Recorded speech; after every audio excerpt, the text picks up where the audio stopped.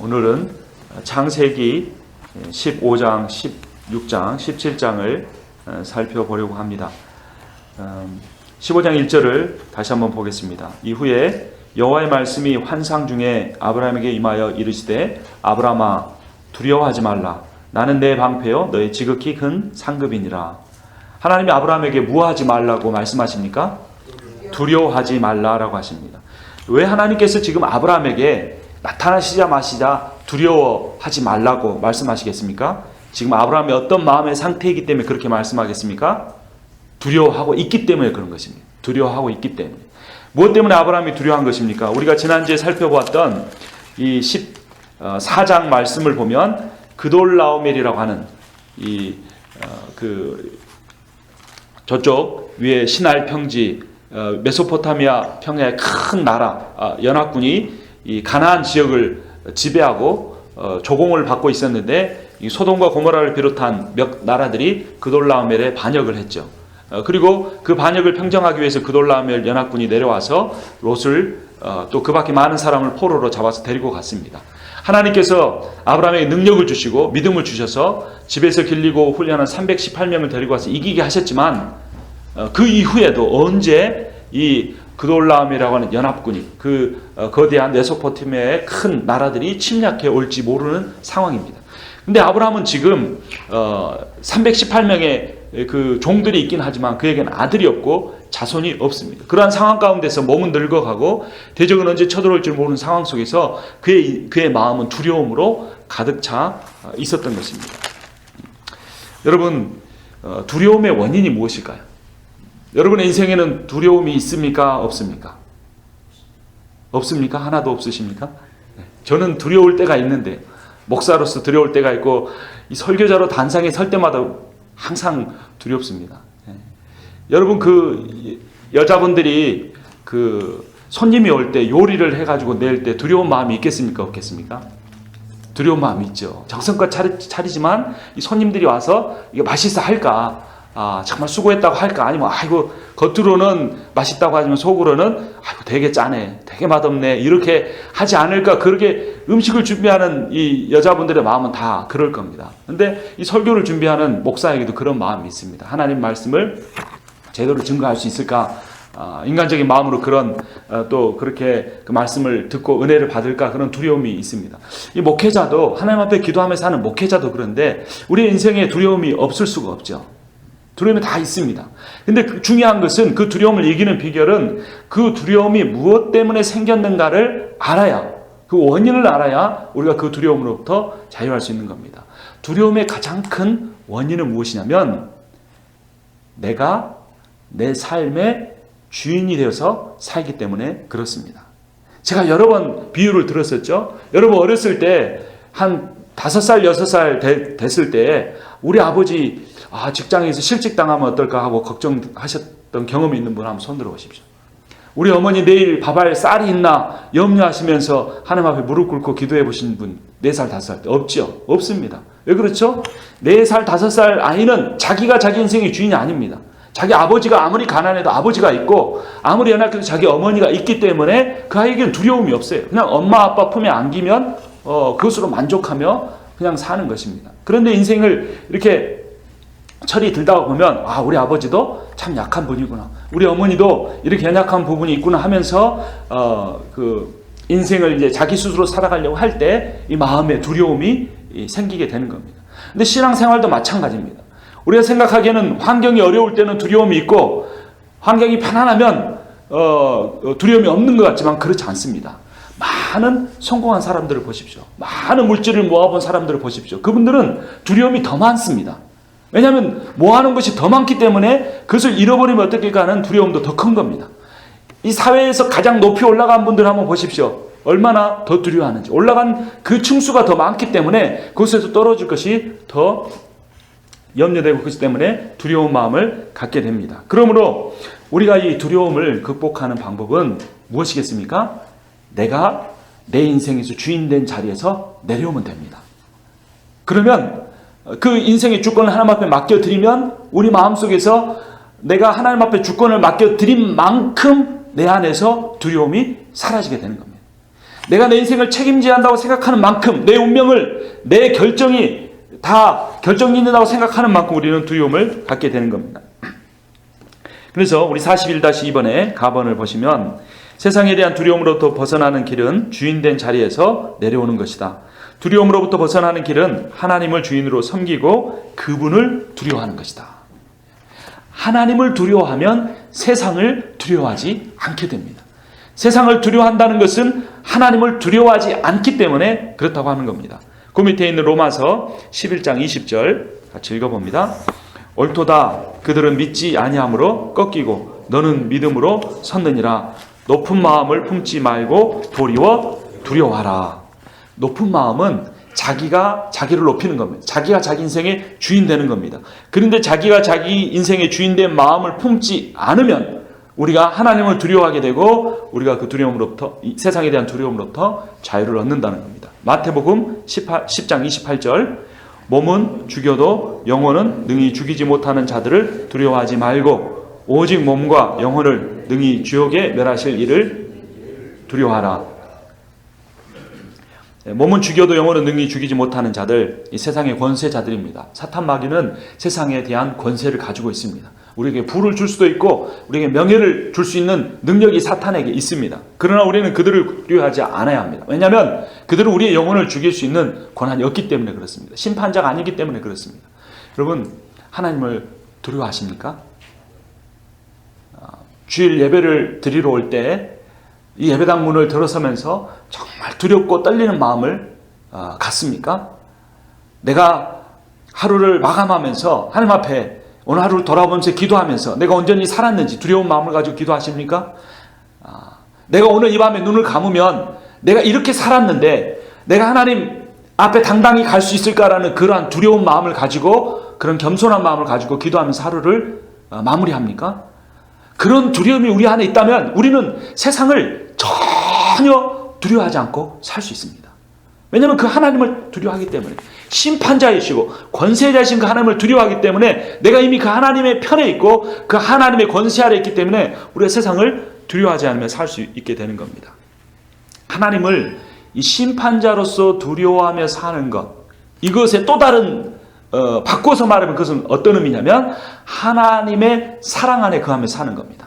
하나님이 나를 사랑하신다, 하나님은 사랑이시다라는 그 믿음이 있으면 두려움이 우리에게서 떠나갑니다. 요한일서 4장 18절 사랑 안에 두려움이 없고 온전한 사랑이 두려움을 내쫓나니 두려움에는 형벌이 있음이라. 두려워하는 자는 사랑 안에서 온전히 이루지 못하였느니라.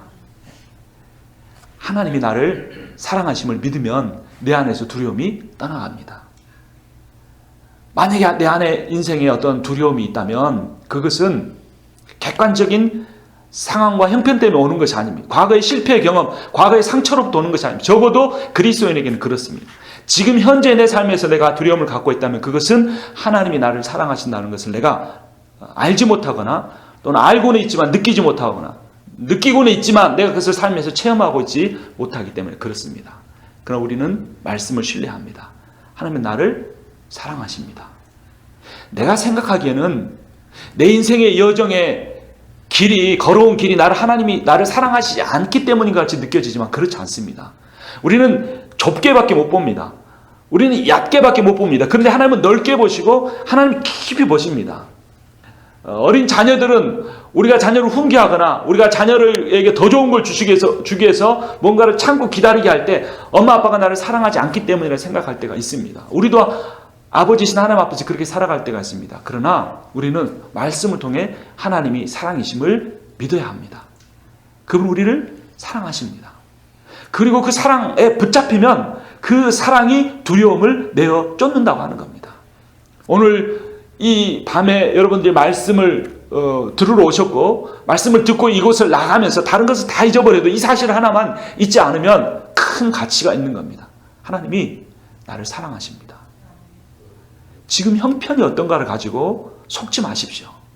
내가 이제까지 살아온 길에 아픔이 있었고 가시밭길이 있었다고 그것 때문에 속지 마십시오. 하나님이 나를 사랑하십니다.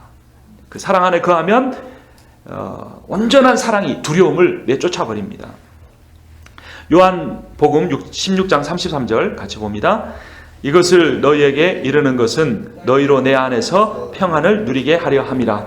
세상에서는 너희가 환난을 당하나 담대하라. 내가 세상을 이겼노라. 하나님의 속성 중에 두 가지, 사랑과 능력입니다. 하나님이 나를 사랑하셔도 하나님이 능력이 없으면 의미가 없어요. 능력 없는 존재의 사랑은 나를 지켜주지 못합니다. 근데 하나님은 나를 사랑하실 뿐만 아니라 능력이 있으십니다. 예수님 뭐라고 말씀하셨습니까? 너희가 세상에서는 환난을 당하나 담대하라. 왜냐하면 내가 이 세상을 이겼노라. 내가 이 세상을 이겼기 때문이라.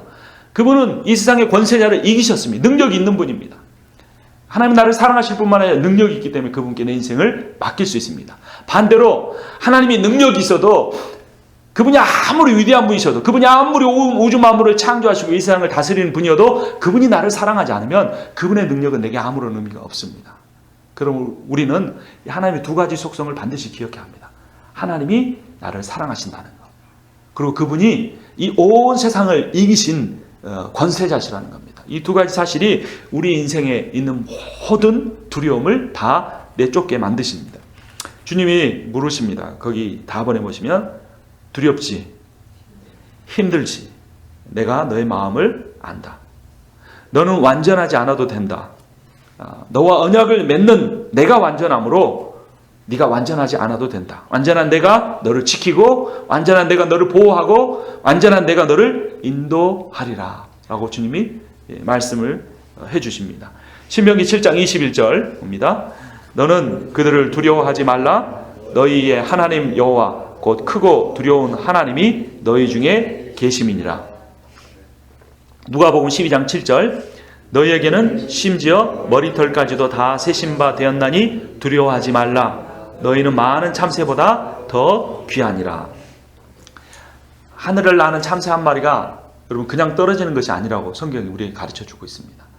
그 참새도 귀히 여기시면서 하나님이 다 주권자로 다스리시는데, 하나님은 우리를 얼마나 사랑하시냐면 우리 머리털을 다 세실 정도로 여러분 하나님이 좀 할 일이 없으신가 봐요. 그렇죠? 우리 머리털은 왜 세십니까? 하나님이. 예? 이런 표현이 뭘 의미하는 걸까요? 하나님은 내 마음을 몰라. 우리가 이런 생각을 갖고 있기 때문에 하나님이 말씀하는 겁니다. 내가 네 마음을 모르는 것이 아니라 나는 너 머리털 하나까지 다 센다. 그러니까 내가 인생에서 겪는 모든 아픔, 모든 슬픔, 모든 기쁨, 모든 즐거움을 다 알고 계시고, 그냥 그것이 내 인생의 우연이 아니고 내가 너의 인생을 내 장중에 두고 아직은 이해하지 못하지만 내 놀라운 계획 가운데 너를 인도하고 있다. 너는 많은 참새보다 더 나에게 귀한, 아니 너는 온 우주 만물보다 더 내게 소중한 존재다라고 하나님이 말씀하시는 겁니다. 그래서 지금 아브라함이 두려워 떨고 있습니다. 그 갈대아 우르에서, 하란에서 하나님 말씀만 믿고 왔습니다. 친척들 다 버릴 때 친척이 저주의 말을 퍼붓었을 겁니다. 네가 우리 버리고 가면 반드시 망할 것이다. 친척만 버리는 것이 아니라 그들이 믿었던 우상을 다 버리고 그 갈대아 우르를 떠나서 하란 땅 떠나서 가나안 올 때 그들이 믿었던 우상의 이름으로 아브라함을 저주했을 겁니다. 그래서 조금 와서 잘 되는 것 같더니 롯과 나뉘었고, 그리고 가서 롯을 구원해 오기는 했지만 이제는 그 갈대아 우르의 땅에 있던 그돌라오멜의 모든 동맹군의 대적이 된 거 만 겁니다. 그리고 나이가 80세가 됐는데, 80세 노인이 됐는데 아들 하나 낳지 못하고 있습니다. 나중에 낳은 아들 이삭을 그 아내를 리브가를 얻기 위해서 종 엘리에셀을 그 하란 땅으로 다시 보내는 걸 보면 이 친척들 사이에 교류가 있었던 걸 알 수 있습니다. 그러니까 아브라함이 온 뒤로 친척들이 얼마나 조롱했겠습니까? 그 당시에는 아들을 낳는 것이 그가 믿는 신으로부터 받는 최고의 축복이요, 아들을 못 낳는 것이 그가 믿는 신으로부터 가장 받는 큰 저주였습니다. 그러니까 그 모든 친척과 다 결별하고 하나님만 믿고 왔는데, 이제 모든 자기로 조카로 또 떠나고 이제 늙은 두 부부밖에 없는데, 지금 이 상황 속에서 아브라함은 정말로 두렵고 떨고 있을 때, 그때 아브라함에게 하나님이 나타나셔서 말씀하시는 겁니다. 다시 한번 15장 1절을 봅니다. 이후에 여호와의 말씀이 환상 중에 아브라함에게 임하여 이르시되 아브라함아 두려워하지 말라. 나는 내 방패요 너의 지극히 큰 상급이니라 라고 말씀합니다. 그런데 하나님이 이렇게 말씀하실 때 아브라함의 이 반응이 무엇인지 2절을 보겠는데요. 아브라함이 이르되 주 여호와여 무엇을 내게 주시려 하나이까? 라고 말합니다. 자, 여러분, 아브라함의 말이 지금 방금 하나님이 하신 말씀에 대한 바른 답인가요? 바른 대답인가요? 그렇지 않죠. 하나님이 지금 강조하는 것은 무엇입니까? 다시 한번 보겠습니다. 아브라함아 두려워하지 말라. 나는 내 방패여 너의 지극히 큰 상급이니라. 지금 하나님이 강조하는 게 무엇입니까? 나는 너의 방패여. 한글 성경은 나는이 한 번밖에 안 나왔지만 영어 성경이 2번 나옵니다. 나는 너의 방패여 내가 너의 지극히 큰 상급이다. 그런 겁니다. 하나님 자신이 방패, 너를 지켜주고 너의 상급, 너의 리워드가 된다라고 했는데 아브라함은 뭐라고 대답합니까? 여호와여 무엇을 내게 주시겠습니까? 그러니까 지금 아브라함은 하나님이라는 그 존재로 인하여 만족하지 못하고 하나님이 주실 그 무엇에 더 관심이 있는 겁니다. 기복신앙의 문제가 바로 이겁니다. 물질을 구하는 것 자체가 잘못이 아닙니다. 이게 뭐냐면 신앙생활 열심히 한다고 하는 분들 중에도 그런 겁니다. 하나님 그분이 내 방패고 하나님 그분이 내 생명이다. 이게 아니고 하나님 도대체 내게 뭘 주시겠습니까? 하나님 내가 이렇게 섬기면 하나님 도대체 나에게 뭘 해주겠습니까? 내가 하나님 앞에 이렇게 재물을 바치면 헌금하면 내게 뭘 주시겠습니까? 내가 하나님 앞에 이렇게 봉사하면 내가 하나님 앞에 온전히 헌신하는 종이 되면 내게 뭘 주시겠습니까? 라고 하나님하고 딜하는 것처럼 그 복을 주시는 하나님이 아니고 하나님이 주시는 복에 관심이 더 많은 겁니다. 이 한국말 중에 영어로 번역하기 힘든 단어들이 많은데요. 표현이 많은데 철든다는 표현. 여러분 이거 영어로 할 수 있습니까? 영어 잘하신 분이 한번 번역해 보십시오. 철든다. 어렵죠? 저는 영어가 짧아서 잘 모르겠습니다. 근데 이 철든다는 표현이 대개 이 부모와 자식 간의 관계에서 많이 있는 것 같아요. 자식들이 철든다는 게 무슨 의미입니까? 어렸을 때는 자기밖에 몰라요. 엄마 아빠 부르면 뭐 할 때 부르죠? 돈 필요할 때. 그럴 때 이렇게 전화를 하죠. 우리 전 집사님 따님들은 언제 전화를 합니까? 엄마 아빠 사랑해요. 그리고 그 말만 하고 끊는 때도 있겠죠. 성숙한 딸들은. 그러나 대부분은 8, 90%는 필요할 때, 자기 뭐 필요할 때 그때 전화합니다. 그런데 그 자녀들이 시집을 가고 장가를 가면 어느 날 바뀌어지죠. 딸이 아이를 낳아서 길러서 한 100일 정도 키우다가 어느 날 엄마 생각이 나서 전화를 합니다. 울먹이면서 엄마가 나를 이렇게 힘들게 낳았고 이렇게 힘들게 키웠죠. 엄마 사랑해요. 이렇게 말하는 겁니다. 아들이 어느 날 직장 생활하다가 상사한테 욕을 바가지로 얻어먹고 정말 때려치고 싶은 마음을 들고 술 한잔 하려고 하다 아버지 생각이 납니다. 그래서 전화해서 아빠가 옛날에 그렇게 술 먹고 와서 그랬던 게 이렇게 우리 키우느라고 정말 우리 때문에 회사 집어치우고 싶은데 우리 때문에 그렇게 그 회사 다녀서 우리 이렇게 키워줬죠. 아빠 고마워요. 이렇게 말할 때 뭐 했다 그럽니까? 철들었다 그러는 거죠. 철든 자녀는 부모에게 원하는 것이 있을 때 그 부모를 찾는 것이 아니라 그 부모의 은혜와 사랑에 감격했을 때 그 부모를 찾고 그렇게 말하는 겁니다. 근데 아브라함도 나이는 80을 먹었지만 철이 안 든 거예요. 80을 먹었지만 그 하나님이 아브라함에게 내가 너의 방패가 되어주겠다. 나만 믿어라. 내가 너의 상급이다. 나와 관계 속에 사랑의 관계, 능력의 하나님만 믿고 살면 된다라고 하는데 아브라함이 말하는 겁니다. 삿대질하면서 그럼 내게 뭘 주시겠습니까 도대체? 내가 하란 땅을 떠나서 왔습니다. 본토를 떠났습니다. 내가 친척도 버렸습니다. 내가 애굽 땅에 갔을 때 그곳에 하나님이 나에게 다시 돌아오라 해서 돌아왔습니다. 내가 전쟁에 나가서도 목숨 걸고 싸웠습니다. 그런데 내가 나이가 80인데 아들 하나 없고 나에게 이렇게 망신 주려고 내 인생을 이렇게 망신 주려고 이런 인생으로 마무리게 하려고 나를 불렀습니까? 하나님이 무슨 상급이고 하나님이 무슨 방패입니까? 내게 아들을 내놓으십시오 라고 아브라함이 말을 하고 있는 겁니다. 신명기 30장 20절은 그런 아브라함을 향하여서 그런 우리를 향하여서 이렇게 말합니다. 42-1번 신명기 30장 20절 내 하나님 여호와를 사랑하고 그의 말씀을 청종하며 또 그를 의지하라. 그는 내 생명이시오 내 장수이시니 여호와께서 내 조상 아브라함과 이삭과 야곱에게 주리라고 맹세하신 땅에 내가 거주하리라. 밑줄 그 빨간색 부분 내 하나님 여호와를 사랑하고 밑줄 그 부분 그는 내 생명이시오 내 장수이시니 하나님이 우리에게 생명을 주시는 것이 아니고 하나님이 우리의 생명이라는 겁니다. 하나님이 우리에게 복을 주시는 것이 아니고 하나님이 우리의 복이라는 겁니다. 부모가 자녀에게 무엇인가를 주는 것이 아니고 그 부모 자체가 자녀에게 생명의 근원이고 그 사랑의 근원이라는 겁니다. 이것을 깨달은 자녀가 정말 효자고 효녀고 이것을 깨달은 신자가 정말로 참 믿음이 있는 사람이라는 것입니다. 그래서 아브라함이 계속해서 말을 합니다. 아브라함이 이르되 주 여호와여 내게 무엇을 내게 주시려 하나이까 나는 자식이 없습니다. 그러니까 나의 상속자는 이 다메섹 사람 엘리에셀이니이다.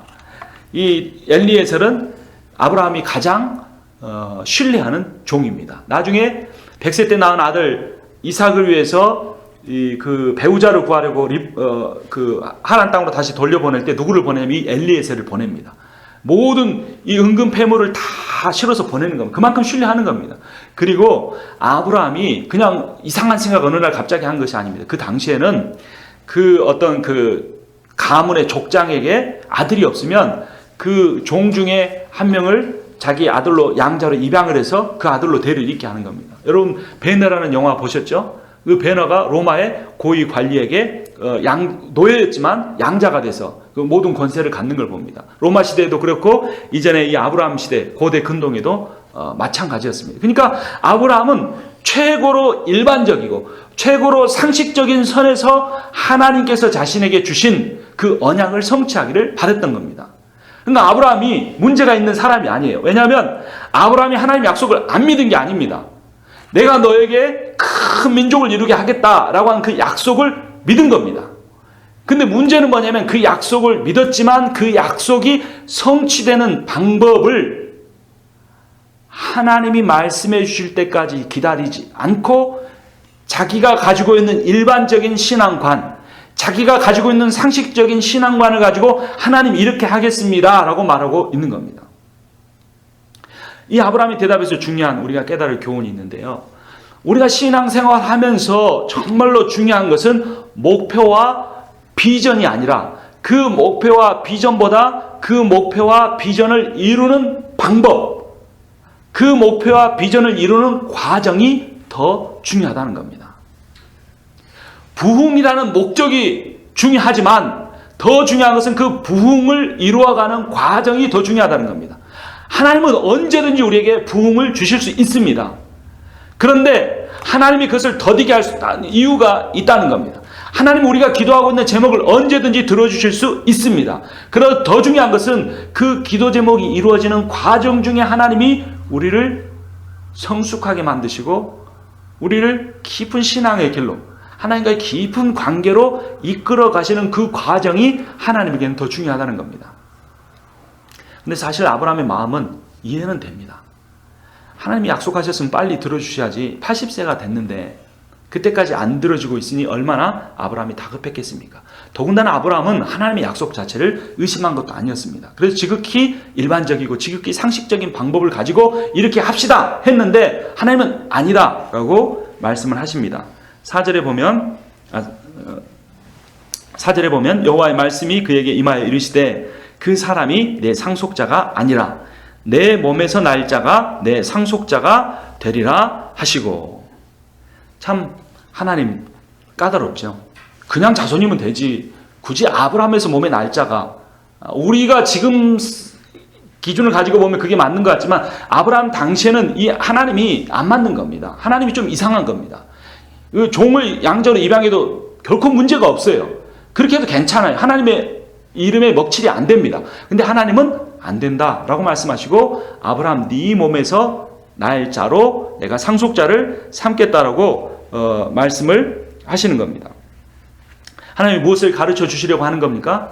우리가 가지고 있는 바른 목표보다 그 바른 목표를 이루어가는 과정이 더 중요하다는 겁니다. 49페이지 제일 밑에서 두 번째 줄,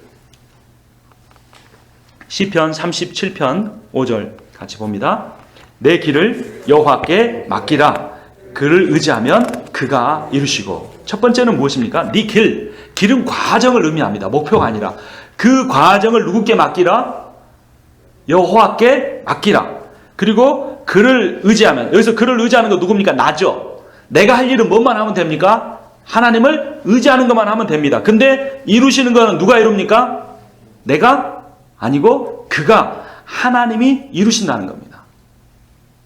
우리는 어떻게 생각하기가 쉽습니까? 하나님 내게 맡겨주십시오. 나를 믿어주십시오. 제가 하겠습니다. 제가 해보겠습니다. 이렇게 말하고 그것을 이루면 그것이 대단한 믿음이 있는 것처럼 생각할 수도 있는데 하나님의 방법은 아니라는 겁니다. 나는 맡기고 의지하고 그 일을 이루시는 분은 하나님이시라는 겁니다. 그것이 하나님이 지금 아브라함에게, 우리에게 가르치시려고 하는 내용입니다. 그 다음 페이지에 3번을 보면, 그래서 하나님의 방법은 참 우리가 따르기 어려울 때가 많습니다. 80세인 아브라함과 70세인 이 사라가 자녀를 낳을 가능성이 많지 않기 때문입니다. 그럼에도 불구하고 하나님은 무슨 약속을 하십니까? 5절에 그를 이끌고 밖으로 나가 이르시되 하늘을 우러러 무뼈를 셀 수 있나 보라. 또 그에게 이르시되 내 자손이 이와 같으리라. 여러분, 제가 아브라함이면 이 순간에 그렇게 생각했을 거예요. 여기 지금 별이 잘 안 보이죠? 여기도 이렇게 별이 원래 많은데 밖에 불이 밝아서 잘 안 보입니다. 근데 그 불을 가리는 큰 나무 뒤에 가서 보면 별이 굉장히 잘 보여요. 근데 별이 안 보이는 이유가 뭐냐면 사람이 밝혀놓은 불이 많아서 그렇죠. 근데 정말로 깜깜한 이 시골에 가면 별이 얼마나 밝은지 모릅니다. 제가 그 캘리포니아에 있을 때 그 사막 지역, 거기 제가 잘 이름이 기억이 안 나는데 거기 사막 지역인데요. 불빛은 하나도 없습니다. 자동차 불빛까지 끄고 제가 청년들하고 여기 바닥에다가 그 돗자리 깔아놓고 누워서 하늘을 보는데요. 3분의 2는 별이더라고요. 하늘이 깜깜한 것 같은데 그 넓은 하늘의 3분의 2가 별이고 한 3분의 1만 깜깜해 보이더라고요. 그만큼 별이 많습니다. 근데 아브라함이 살던 때는 얼마나 별이 많았겠습니까? 근데 하나님이 그 별을 보여주면서 네 자손이 저 무별과 같다. 네가 무별을 셀 수 있는가 보라. 그런데 그때 아브라함의 마음이 어땠을까요? 하나님, 지금 제 상황을 보시고 제 형편을 보고 말씀하십시오. 저렇게 많은 자손은 원하지도 않습니다. 아들 하나라도 주셔서 제 체면이라도 유지하게 해주십시오라고 말할 수 있는데, 앞에서는 아브라함이 그런 마음을 갖고 있었지만 아브라함의 위대함은 바로 여기서 나타납니다. 6절에 보면 아브라함이 여호와를 뭐하니? 믿으니. 아브라함이 여호와를 믿으니 여호와께서 이를 그의 의로 여기셨다라고 말해줍니다. 대단한 믿음입니다. 우리 교재로 다시 돌아오시면 로마서 4장 9절 나번에 밑에 있습니다. 같이 읽습니다.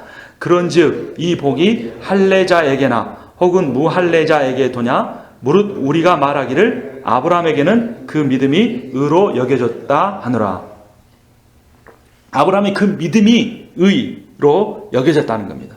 그래서 참 믿음은 도저히 이루어질 것 같지 않은 상황 속에서도 하나님을 신뢰하는 겁니다. 사실 지금 하나님의 의도가 바로 여기에 있습니다.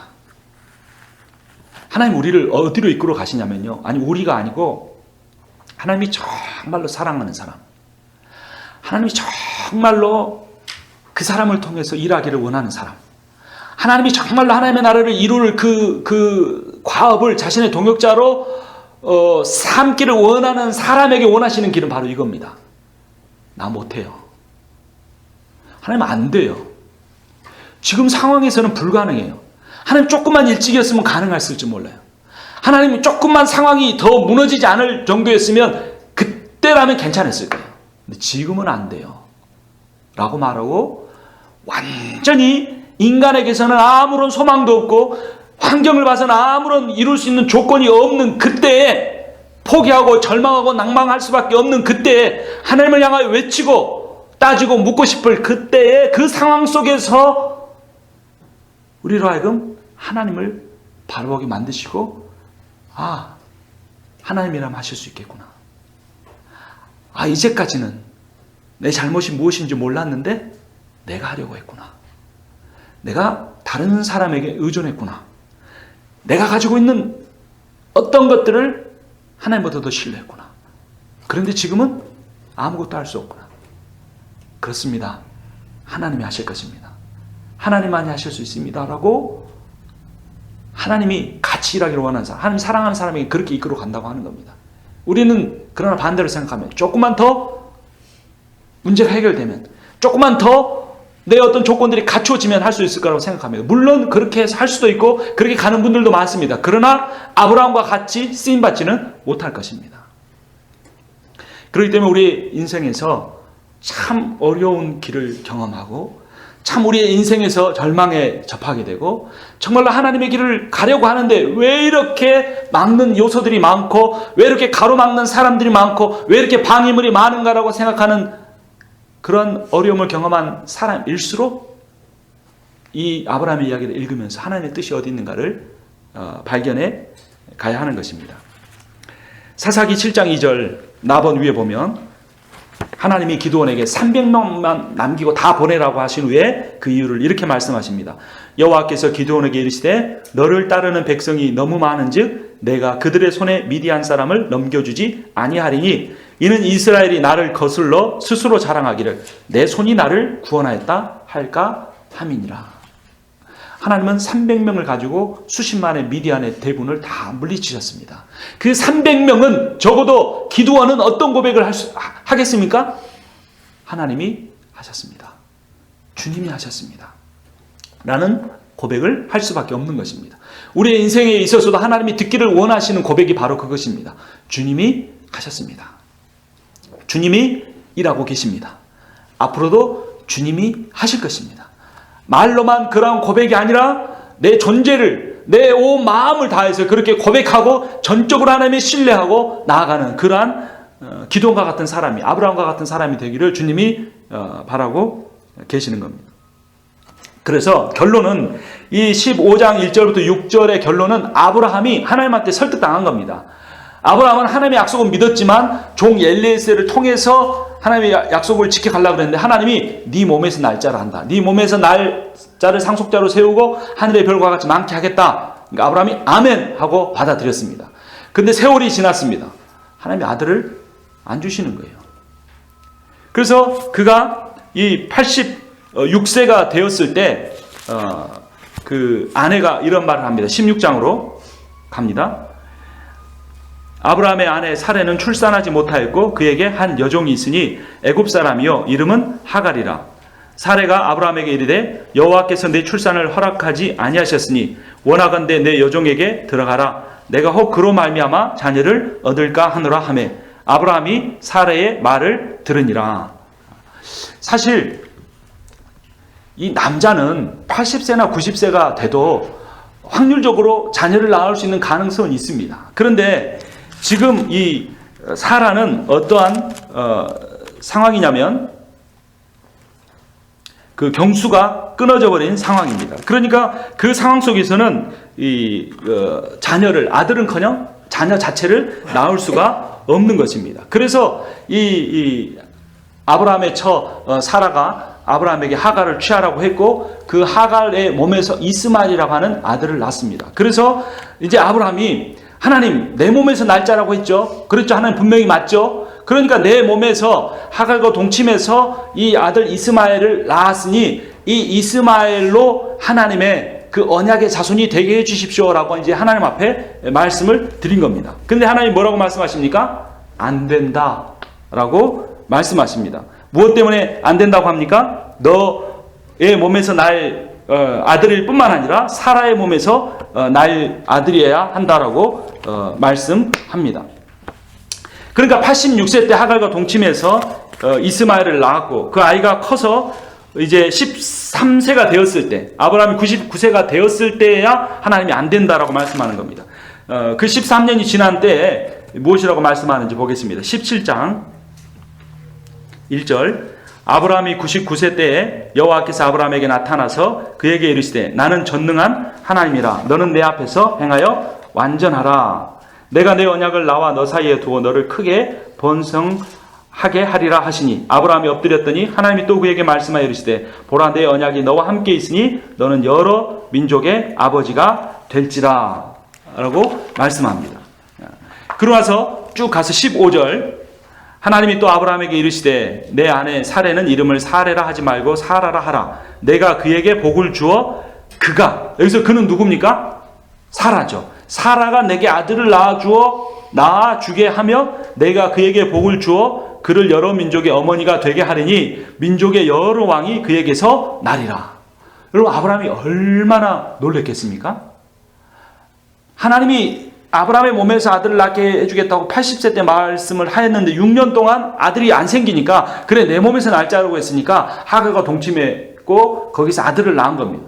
근데 그 아들을 낳았을 때 아니라고 그랬으면 차라리 기회나 있었을 텐데 13년이 되고 이제 아브라함이 99세가 됐는데 그때 하나님이 또 벙 하고 나타나셔가지고 너 그거 몰랐어? 이스마엘 아니었어. 너하고 사라 몸속에서 난 아들로 낳게 그 너의 상속자가 되게 할 거야 라고 말씀한 겁니다. 그러니까 아브라함이 너무나 어이가 없었던 겁니다. 지금 19년 전이라고 내가 이해를 하겠는데 너무나 이해가 안 되는 겁니다. 그래서 17절에서 아브라함이 이런 반응을 보입니다. 17장 17절 아브라함이 엎드려 웃으며 마음속으로 이르되 100세 된 사람이 어찌 자식을 낳을까? 사라는 90세니 어찌 출산하리요? 하고 마음속으로 생각을 한 겁니다. 그리고 이제 하나님 앞에 직접 말씀을 합니다. 18절 아브라함이 이에 하나님께 아뢰되 이스마엘이나 하나님 앞에 살기를 원하나이다 라고 말합니다. 이거 역시 아브라함이 문제 있는 신앙인이 아닙니다. 종을 양자로 입양해서 그 후손을 이어가게 하는 것보다 첩에게서 낳은 아들을 가지고 후손을 이어나가게 하는 것은 더 상식적이고 일반적인 겁니다. 근데 하나님이 그것에 대해서 어떻게 반응을 보이십니까? 19절에 하나님이 이르시되 아니라 내 아내 사라가 내게 아들을 낳으리니 너는 그 이름을 이삭이라 하라. 내가 그와 내 언약을 세우리니 그의 후손에게 영원한 언약이 되리라 라고 말씀하는 겁니다. 참 불가능한 일이죠. 99세 아내는 89세 그리고 아내는 이미 경수가 끊어졌다는 것은 난자가 더 이상 생기지 않는다는 겁니다. 그런데 어떻게 아들을 낳을 수 있겠습니까? 그래서 마음속으로 차마 하나님 앞에 겉으로 웃지는 못하고 마음속으로 웃으면서 겉으로 이 이스마엘이나 하나님의 대를 잇게 하면 어떨까요? 라고 이 아브라함이 말을 했지만 하나님은 그의 말을 한마디로 거절했습니다. 아니라 사라의 몸에서 날 자야 한다라고 말씀을 하신 것입니다. 그래서 하나님께서 계속해서 보이는 반응의 의미는 무엇입니까? 인간이 할 수 없는 그 자리. 인간의 능력이 아닌 하나님의 능력으로 하나님이 이루실 것이고 인간의 지혜가 아닌 하나님의 지혜로 하나님의 나라를 이룰 것이라는 사실을 가르쳐주고 있는 겁니다. 그러니까 여러분 우리가 하나님의 일을 하면서 하나님의 비전을 꿈꾸면서 내 몸이 더 쇠약해지고 있으면 내 능력이 더 약해지고 있으면 우리는 더 할렐루야 이렇게 하나님을 찬양해야 합니다. 왜냐하면 이렇게 연약한 나 이렇게 무능력한 나, 이 부족한 나를 통해서 하나님이 일하시면 그것은 인간의 일이 아니고 인간이 이룬 일이 아니고 하나님이 하신 일이기 때문에 하나님이 이루신 부흥이 될 것이기 때문에 우리가 더욱더 그렇게 하나님을 향해 할렐루야를 외칠 수 있는 것입니다. 그리고 우리가 인간적으로 그런 조건으로 들어가지 않는다고 할지라도 영적으로 성숙한 사람은 자기의 온 전제를 다하여서 실제로 그런 마음을 갖는 겁니다. 그러니까 정말로 내가 가난한 사람이 되라는 것이 아니고 내가 어느 정도 재물이 있다고 할지라도 이 재물에 대해서는 0.0001%도 의지하지 않는 겁니다. 이러면 다 쓸모없는 거다. 하나님이 하신다. 내가 완전히 병들고 연약해졌을 때야 그런 믿음을 갖는 것이 아니라 내가 아직도 힘이 있고 혈기가 있어도 그런 것들 다 내려놓고 이런 힘으로 하는 것이 아니라 하나님이 하실 것이다. 하나님의 역사가 하나님의 때가 와야 한다. 나는 그 하나님의 때를 기다릴 것이다 라는 그러한 마음을 가지면 우리는 영적으로 99세가 되는 겁니다. 우리는 영적으로 경수가 끊어진 여인이 되는 겁니다. 그런데 그러한 믿음을 가진 우리를 통해 하나님이 역사하시면 누가 영광을 받는 것입니까? 하나님이 영광 받는 겁니다. 철저히 그렇게 하나님이 일으킨 역사 속에서 부흥을 경험한 사람들은 절대로 그 부흥을 가로채지 않는 겁니다. 여러분 이 시대의 문제가 무엇입니까? 큰 교회가 없는 것입니까? 아닙니다. 큰 교회가 하나님의 부흥을 가로채는 겁니다. 작은 교회일 때는 하나님께만 매달립니다. 큰 교회가 되면 담임 목사가 우상이 됩니다. 큰 교회가 되면 몇몇 실권 있는 교회의 유력 인사들이 인간적인 그러한 리더가 되고 맙니다. 우리는 계속해서 하나님 말씀을 묵상해야 할 이유가 바로 여기 있는 것을 알 수 있습니다. 철저히 하나님의 힘으로만, 철저히 하나님의 방법대로만, 하나님의 능력으로만 하나님이 하실 것입니다라는 마음을 갖고, 만약에 지금 우리가 내디디려는 그 한 걸음이 우리가 인간적으로는 더 무엇인가를 성취하는 것 같고 무엇인가를 더 이루는 것 같지만, 여기에 사람이 더 드러나는 방법이 되고 사람의 의가 드러나고 사람이 칭찬받는 그러한 방법이고 그러한 길이라면, 그 걸음을 떼지 않고 그 걸음을 오히려 한 걸음 더 뒤로 물러서서 기도하고 엎드리고 겸손해지고 하는 그러한 모습을 우리가 가져야 하는 것입니다. 그래서 마번을 50페이지에 4- 마번을 보면, 아브라함의 잘못은 하나님의 약속은 믿지만 그것을 인간적인 방법으로 이루려는 것입니다. 아브라함은 하나님의 때인 100세를 기다리지 못했습니다. 아브라함은 하나님의 방법인 아브라함의 몸에서, 사라의 몸에서 날 이삭을 기다리지 못했습니다. 아브라함은 하나님의 때와 하나님의 방법을 기다리지 못했다는 겁니다. 그러면 아브라함의 입장이 되면 우리가 그렇게 말할 수 있죠. 그러면 처음부터 100세라고 말해 주시죠. 그러면 그냥 이렇게 열심히 신앙생활 잘하고 제가 얼마나 아브라함이 두려운 마음도 안 갖고 그렇게 살았겠습니까? 아니, 처음부터 아브라함 네 몸에서 날 거다. 너 딴 생각 하지 말고 엘리에셀 그냥 쳐다보지도 마라. 그리고 너 아무리 첩을 10명 거느려서 아들 낳아도 안 돼. 그것은 꼭 네가 사라의 몸에서 날 그런 아들로만 될 거야. 그러면 그들이 뭐 하가를 첩으로 취하고 13세 때까지 그렇게 애지중지하며 하나님 언약이 성취됐다고 그렇게 키웠겠습니까? 처음부터 가르쳐주지 않은 하나님의 잘못이죠.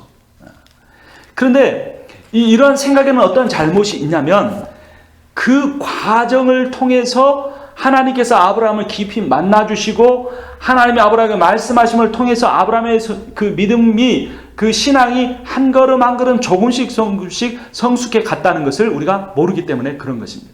여전히 우리가 하나님으로 인하여 성취할 어떤 목표에 우리의 마음이 더 있고, 그 목표를 향하여 가는 길, 그 과정 속에서 하나님과 동행하고 하나님을 사랑하고 자기를 부인하고 자기 십자를 부인하고 이웃들을 사랑하고 섬기며 사는 그 과정이 더 중요하다는 것을 모르기 때문에 우리가 그런 말을 하고 그런 성취를 하고 있다는 겁니다. 그래서 제일 밑에 4번을 보시면, 다음에 4번을 보시면, 하나님이 아브라함에게 표면적으로 요구하시는 것은 아브라함의 몸과 사라의 몸에서 난 아들을 상속자로 삼으시겠다는 것입니다. 그런데 하나님이 실제로 아브라함에게 요구하시는 것은 무엇이냐면, 사람의 방법과 지혜를 내려놓으라는 것입니다. 하나님의 능력으로 하겠다는 겁니다. 이것이 우리 마음속에 중심에 자리 잡으면 두려움이 사라집니다. 이 마음이 우리 마음을 중심을 차지하면 우리에게 조급함이 사라집니다. 그리고 누구만 보입니까? 하나님만 보입니다. 내가 내 인생을 통하여 이룰 목표나 그것이 신앙의 비전인데, 인간적인 비전인데, 그 비전이 더 이상 내 눈에 크게 보이지 않고 그 길로 가는 과정 중에 나와 함께 하시는 하나님이 커 보이고, 그 하나님이 전부가 되고, 그 하나님이 나의 아버지가 되시고 나의 인도자가 되시고 나의 신랑이 되시는 것을 우리의 인생에서 경험할 수 있게 된다는 것입니다. 이것이 진정한 복입니다. 이것이 진정한 행복입니다. 지금 세월호가 침몰해서 이렇게 아이들이 죽어가고 있는데, 어떤 사람은 예수 안 믿고 죽은 아이들은 지옥 간다. 그러니까 어떤 분은 그 아이가 그렇게 선하게 살았는데도 지옥을 가느냐고, 천국 갈 수도 있을 것이다. 그래가지고 거기서 막 논쟁을 하는 분들이 있더라고요. 우리는 하나님의 역사하심을 모릅니다. 인간들이 만들어낸 그런 잣대를 가지고 그렇게 판단할 일이 아닙니다.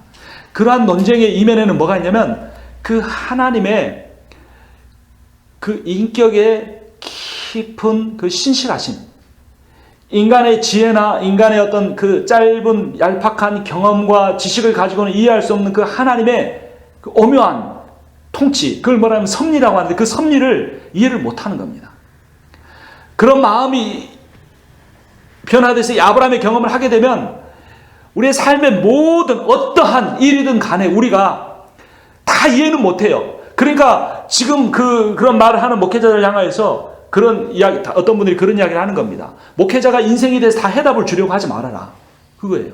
여러분, 목사가 인생의 모든 해답을 알겠습니까? 제가 아무리 목회자고 신학을 십몇 년을 하고 성경을 들이답하고 몇 시간의 기도해도 별 볼 일 없습니다. 인간이 잘 몰라요. 그러니까 어떤 인간의 말로 그 얄팍한 혀로 사람을 위로하고 사람을 어떻게 바로 세울 그런 능력이 인간에게는 없는 겁니다. 우리가 할 수 있는 일은 무엇입니까? 이 성경이 우리에게 가르쳐 주는 건 뭡니까? 하나님의 신실하심입니다.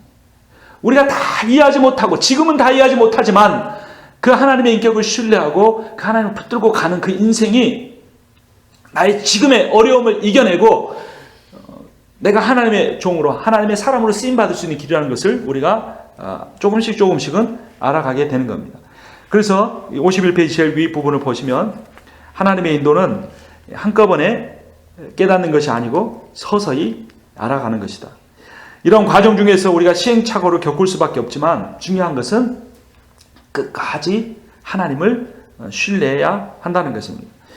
그래서 우리가 이런 과정 중에서 많은 사람들은 아브라함이 한 것처럼 종을 양자로 삼거나 첩의 아들을 적자로 삼는 그러한 상식적이고 일반적인 그러한 길을 선택하는 것이 아닙니다. 부응할 수 있는 그런 인간적인 방법을 선택하는 것이 아닙니다. 내 인생이 하나님 앞에 쓰임받는 일반적인 길을 선택하는 것이 아닙니다.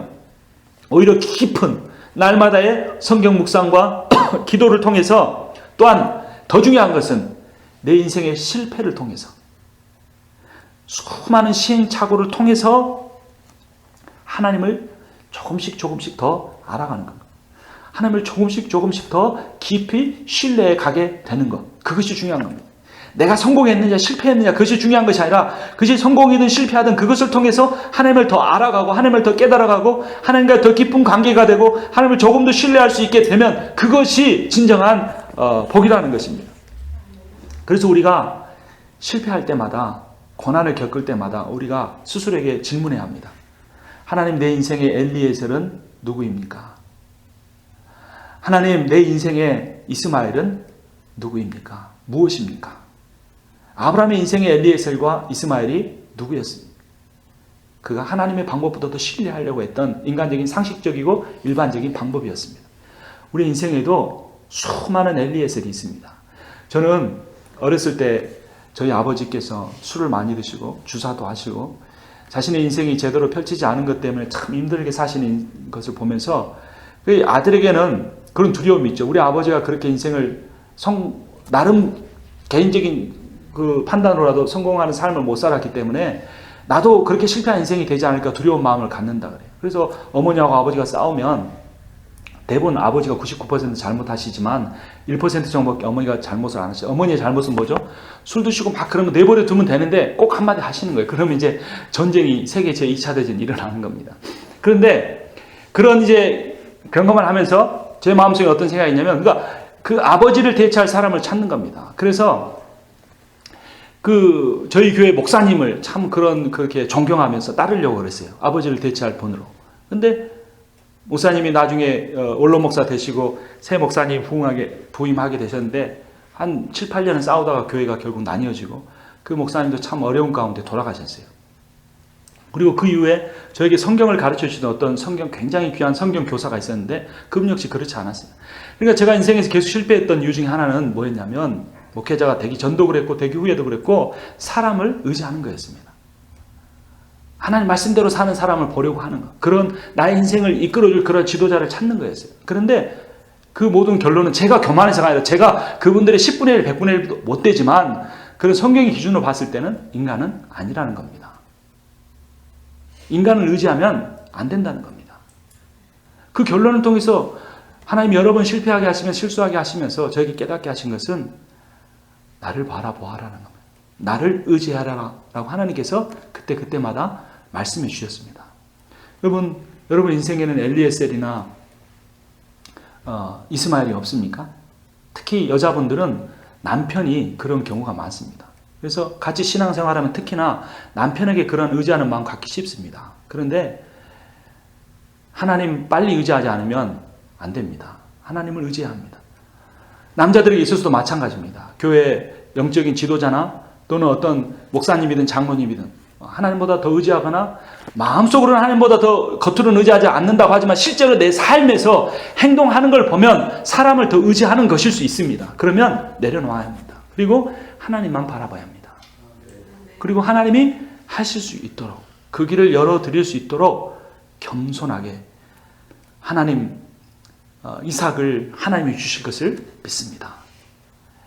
하나님 인간적으로 보면 100세가 돼서 아들 낳을 수 없고 경수가 끊어져서 아들 낳을 수 없지만 하나님 하실 것 믿습니다. 하나님 우리가 정말로 바닥까지 내려가기 전에 우리가 하나님 앞에 겸손해지고 자복하고 회개해서 하나님보다 더 의지하는 것 다 내려놓게 해주십시오. 그리고 하나님만 붙들게 해주십시오 라고 하는 겁니다. 그러면 그 이후에 하나님이 부흥을 주실 수도 있습니다. 주시지 않을 수도 있습니다. 그러나 이미 그 상황이 하나님만 전적으로 의지하는 그 상황이 하나님이 진정한 이 땅의 부흥인 겁니다. 이 대한민국의 한인교회가 이 세상 교회의 10분의 1만 그렇게 있는 그 상황 속에서 하나님을 100세나 된 아브라함의 상황처럼 하나님을 의뢰하면 이 시대의 역사가 바뀌고 이 온 세상의 모습이 바뀌어질 것입니다. 그런데 하나님의 이름으로, 성경의 이름으로, 신앙의 이름으로 너무나 상식적이고 일반적인 방법이 교회 안에 들어와서 이스마엘과 엘리에셀이 판치고 돌아다니면서 우리가 우리의 이렇게 지혜로운 방법으로 이렇게 성취했다라고 말하면서 그것을 홍보하고 자랑하고 있는 것입니다. 거기에 예수 그리스도의 십자가의 복음이 하나님의 전능하신 하나님의 방법이 빠져 있지 않은가 우리가 돌아봐야 하는 것입니다. 그래서 이제 마지막으로 이 사라의 모습을 보고 마치려고 하는데요. 이 사라에게 있어서 부족한 것은 역시 기다림이었습니다. 16장으로 돌아가서 1절을 보면 아브라함의 아내 사레는 출산하지 못하였고 그에게 한 여종이 있으니 애굽 사람이요 이름은 하갈이라. 사레가 아브라함에게 이르되 여호와께서 내 출산을 허락하지 아니하셨으니 원하건대 내 여종에게 들어가라.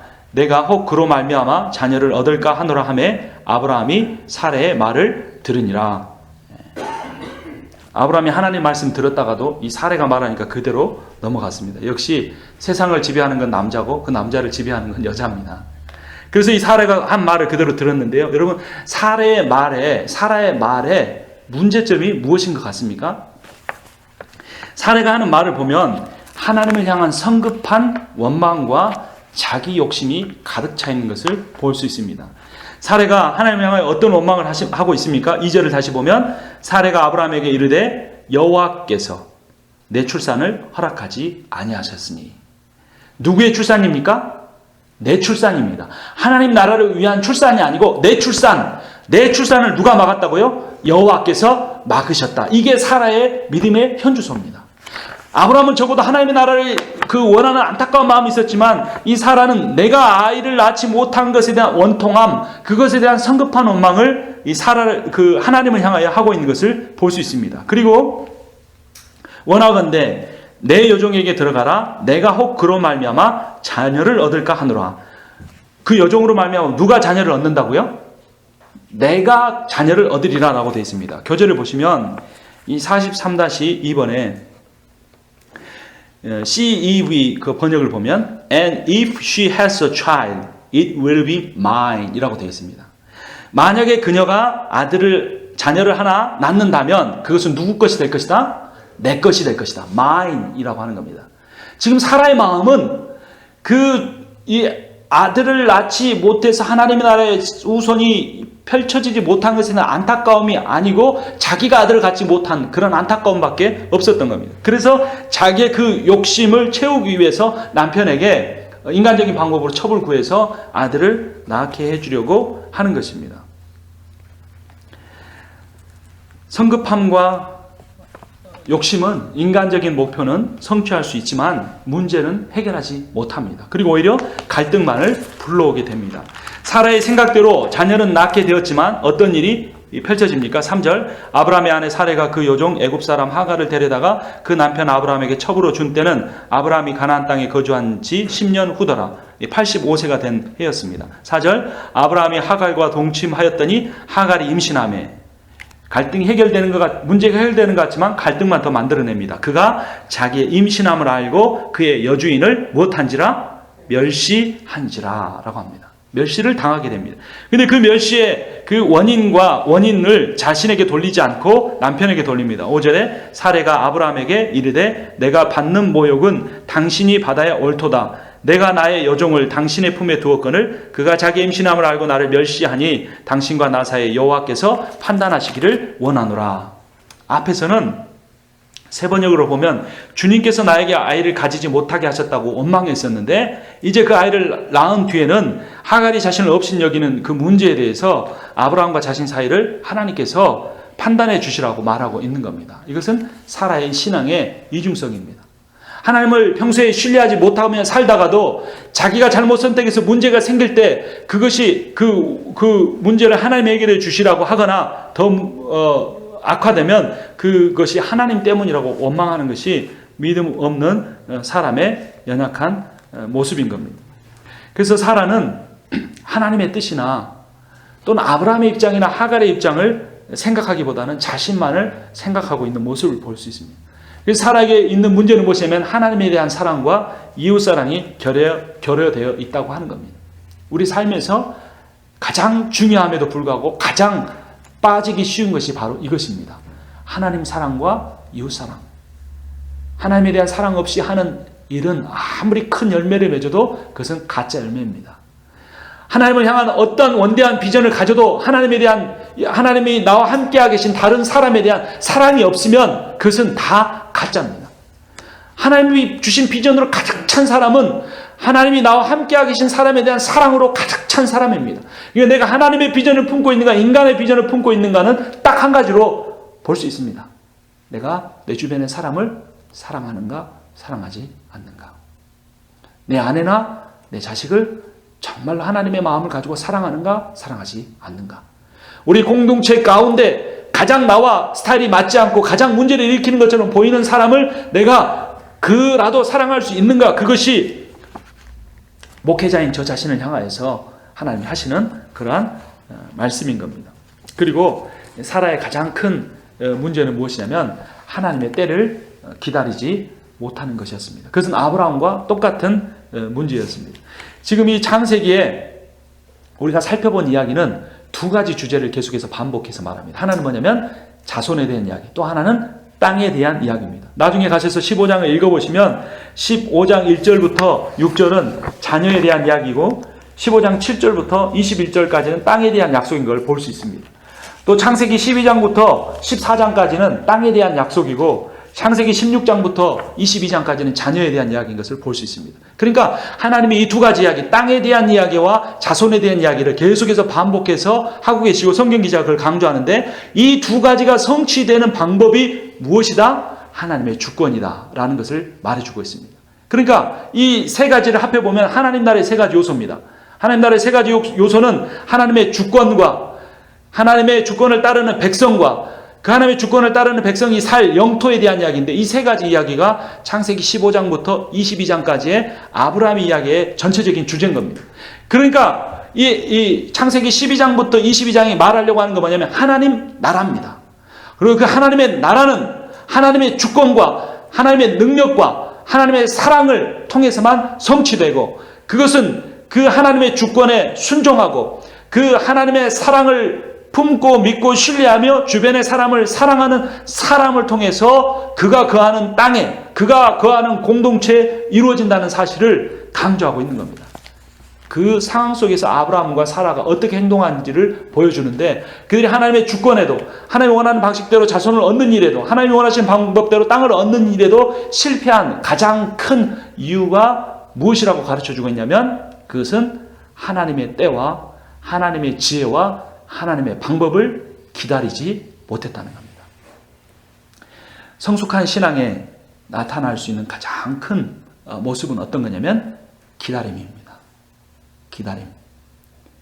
하나님이 언제까지 기다리게 하십니까? 100세까지.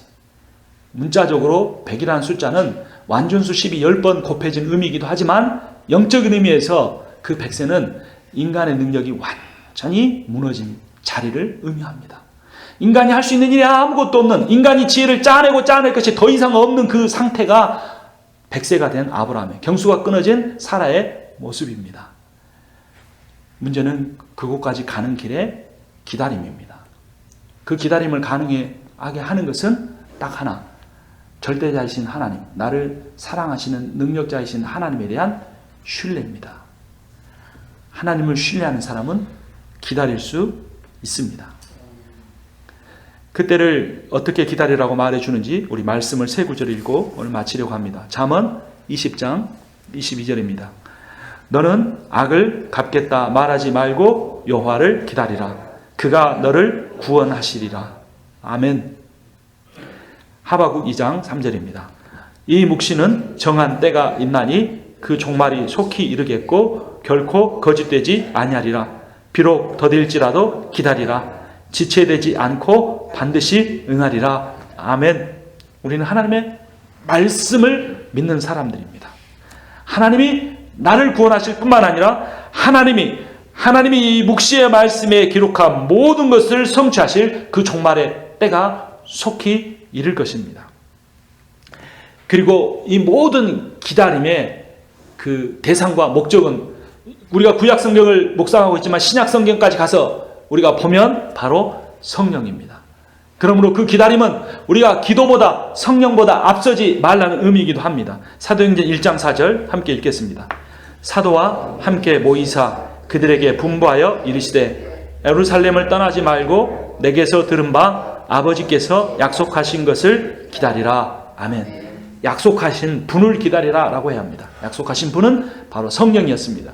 성령이 오순절 다락방에 임할 때까지 제자들은 함께 기다렸고 성령이 임한 뒤에 그들은 놀랍게 변화되었습니다. 그리고 그들이 땅끝까지 ht어져 예수 그리스도의 사도로 제자로서 복음을 증거하는 삶을 살 수 있었습니다. 그러면 우리 제1한인교회가 이 중앙 펜실베니아 지역의 그리스도인들이 바라고 소망하고 기다려야 할 것이 무엇입니까? 인간이 세운 목표나 어떠한 그런 것이 아니고 무엇입니까? 성령입니다. 우리는 성령을 기다리고 그냥 기다릴 뿐만 아니라 성령을 간절히 구하고 사모해야 합니다. 성령이 우리에게 임하셔서 우리에게 충만하여 주시옵소서. 우리가 모든 가지고 있는 지혜와 인간적인 방법을 다 내려놓게 하여 주시옵소서. 우리가 이해하지 못하고 받아들이지 못하는 사람에 대한 그러한 판단의 벽이, 경계의 벽이, 비판의 벽이 다 허물어지게 하여 주시옵소서. 그리고 그 성령으로 말미암아 우리가 하나 되고 그 성령이 우리에게 말씀하신 그 길을 향하여 우리가 믿음을 가지고 나아가게 하여 주시옵소서. 우리가 성령을 기다리고 구하고 사모하는 그러한 기도를 우리가 이 밤에 함께 드리기를 원합니다. 제가 기도하겠습니다. 우리의 방패가 되시고 우리의 큰 상급이 되시는 하나님 은혜를 감사합니다.